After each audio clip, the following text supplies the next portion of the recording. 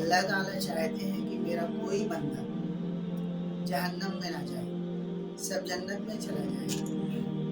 اسی لیے جب کوئی بندہ توبہ کرتا ہے تو اللہ تعالیٰ بہت خوش ہوتے ہیں۔ اللہ تعالیٰ کو بندوں کی توبہ سے بہت زیادہ خوشی ہوتی ہے، چونکہ آپ صلی اللہ علیہ وسلم اللہ کے رسول ہیں۔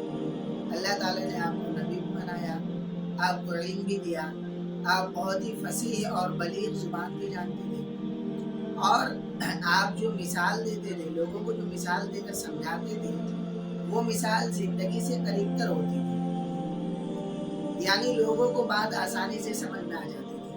جب ریگستان میں رہتے تھے، دور دور آبادیاں تھی اور پانی کی بڑی قلت تھی، اور ان کی سواریاں اونٹ ہوتی تھی۔ اونٹ کے پیر لمبے ہوتے ہیں تاکہ زمین کی تپش کا اثر کم ہو۔ وہ ریگستانوں میں سفر کرتے تھے، اور جہاں کہیں پانی کا انتظام ہوتا تھا وہیں پر وہ پڑاؤ ڈال دیتے تھے، وہیں پر وہ آرام کرتے تھے۔ چونکہ پانی انسانی زندگی کی بہت بڑی ضرورت ہے، اور اونٹ کی آنکھیں ٹرانسپیرنٹ ہوتی ہے، جیسے ہم 4 ویلر کے اندر ہوں، کانچ اگر بند کر لے تو باہر بارش ہو رہی ہے، ہوا چل رہی ہے، آندھی طوفان ہے، ہمیں کچھ سمجھ میں نہیں آتا اور گاڑی چل رہی ہوتی ہے۔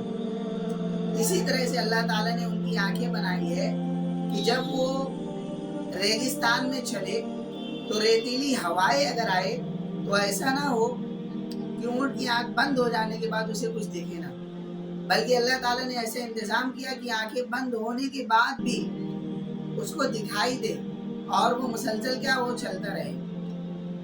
تو چونکہ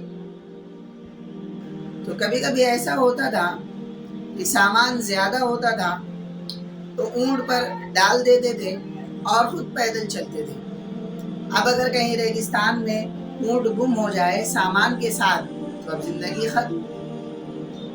اب کہاں جائیں گے ڈھونڈنے؟ کہاں جائیں گے پانی ڈھونڈنے کے لیے؟ کہاں جائیں گے کھانا ڈھونڈنے کے لیے؟ کیونکہ تو پورا ریگستان ہے۔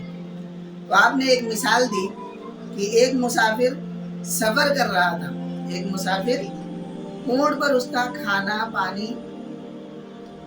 لگا ہوا تھا، بہت طویل صحرا تھا، ریت کا ایک بہت بڑا میدان تھا۔ وہ سفر کرتے کرتے تھک کر چور ہو گیا، ایک سائیدار درخت کے پاس رکا۔ عام طور سے ریگستان میں سائیدار درخت بہت کم ہوتے ہیں۔ اس نے اپنی اونٹنی کو باندھ دیا کہ میں یہاں سائے میں کچھ دیر آرام کر لوں۔ آرام کرنے کے لیے لیٹا، آگ لگ گئی، سو کر اٹھا کہ کچھ کھا پی لوں۔ مسافر سفر کا تھکا ہوا، دیکھا تو اونٹنی غائب۔ ہم اور آپ یہاں بیٹھ کر اندازہ نہیں لگا سکتے کہ اس مسافر کا کیا حال ہوا ہوگا، اس بیچارے کا کیا حال ہوا ہوگا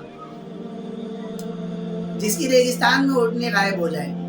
آج کے کسی بچے کو سنائیں گے تو وہ کہے گا اس میں پریشانی کی کیا بات ہے، لوکیشن بھیج دیتے، کوئی بندہ وہاں دوسری اونٹنی لے کر پہنچ جاتا۔ آج کے بچوں کو کیا خبر کہ اس زمانے کے حالات کیا تھے۔ تو وہ بیچارہ پریشان ہو گیا کہ زندگی خطرے میں آ گئی، ادھر ادھر تلاش کیا، اب اس کو یقین ہو گیا کہ میری اونٹنی ملنے والی نہیں ہے، اب میری موت پکی ہے۔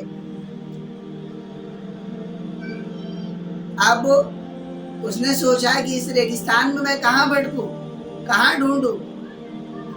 تو اس نے سوچا، تجربہ کار مسافر تھا، کہ بھٹک کر جان دینے سے بہتر ہے کہ یہی میں واپس سو جاؤں، اور اسے پتا ہے کہ میں سو رہا ہوں، اس کے بعد میں اٹھوں گا نہیں، یہ میں زندگی کے آخری لمحے میں پہنچ چکا ہوں۔ واقف کاروں نے لکھا ہے کہ جب پیاس کی زیادتی ہوتی ہے اور پیاس کی زیادتی کے نتیجے میں آکسیجن کم ہونے لگتا ہے تو انسان کو ہر طرف پانی نظر آتا ہے، اسے اپنا خیال نظر آنے لگتا ہے، تو وہ ریت کو دیکھ کر کبھی وہاں دوڑتا ہے کبھی وہاں دوڑتا ہے، وہ سمجھتا ہے وہاں پانی ہے وہاں پانی ہے۔ اسی کو کسی نے عربی میں کہا یا من تظن السراب، آئے وہ شخص جس نے ہر چمکتی ریت کو کیا سمجھا؟ پانی سمجھا۔ جیسے دور سے ہم دیکھتے ہیں جو ہائی وے وغیرہ بنتا ہے تو ایسا لگتا ہے پانی پڑا ہوا ہے، لیکن جو نزدیک جائے تو وہاں پر پانی کا نام و نشان نہیں ہوتا ہے۔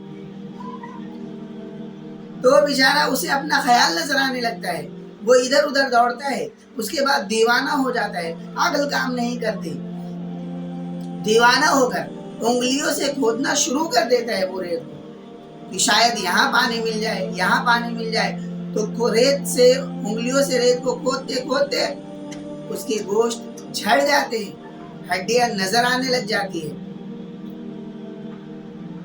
اور اسی حال میں وہ تڑپ تڑپ کر مر جاتا ہے۔ اللہ ایسی آزمائش سے ہم سب کی حفاظت فرمائے۔ تو وہ بہت پرانا تجربہ کار تھا، اس نے سوچا تڑپ تڑپ کر مرنے سے بہتر ہے کہ میں اسی جگہ سایہ دار درخت کے نیچے لیٹ کر اب میں اپنی موت کا انتظار کروں۔ پھر لیٹ گیا، اب ایسی حالت میں نیند تو کانٹوں پر بھی آ جائے، پھر نیند آ گئی، مایوس ہو کر کہ اب شاید اٹھ نہیں سکوں گا۔ پھر جب سو کر اٹھا تو اونٹنی سامنے کھڑی تھی۔ اب سوچئے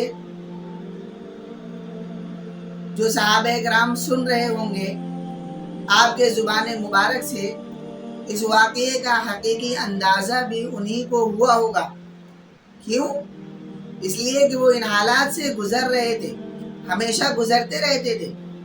جیسے کوئی آدمی ممبئی سے پونے اور پونے سے ممبئی ہائی وے پر سفر کرتا رہتا ہے، تو آپ اسے بتائیں کہ یار ہمارے فلاں دوست ممبئی سے پونا جا رہے تھے اور مین ہائی وے پر بیچ میں ان کی گاڑی کا ٹائر پھٹ گیا،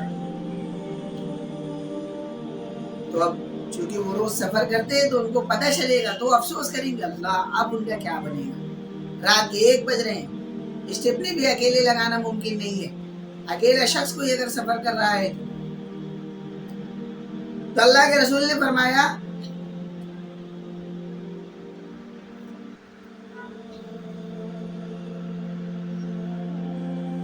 کہ اس شخص کو دیکھ کر اتنی خوشی ہوئی کہ وہ شخص خوشی میں دیوانہ ہوا، اور دیوانہ پن میں یہ بھی یاد نہیں رکھ سکا کہ میں کیا کہہ رہا ہوں، اور اس نے اللہ کا شکر ادا کیا ان الفاظ میں کہ اللہ آپ میرے کتنے اچھے بندے ہیں اور میں آپ کا کتنا اچھا رب ہوں۔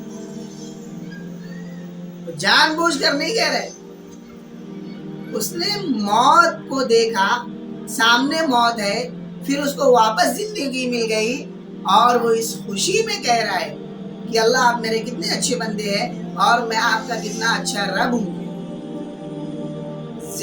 خوشی کی زیادتی میں بات الٹی ہو گئی، تو حضور نے فرمایا تم لوگ اس کی خوشی کا اندازہ لگا سکتے ہو کہ وہ کتنا خوش ہوا ہوگا۔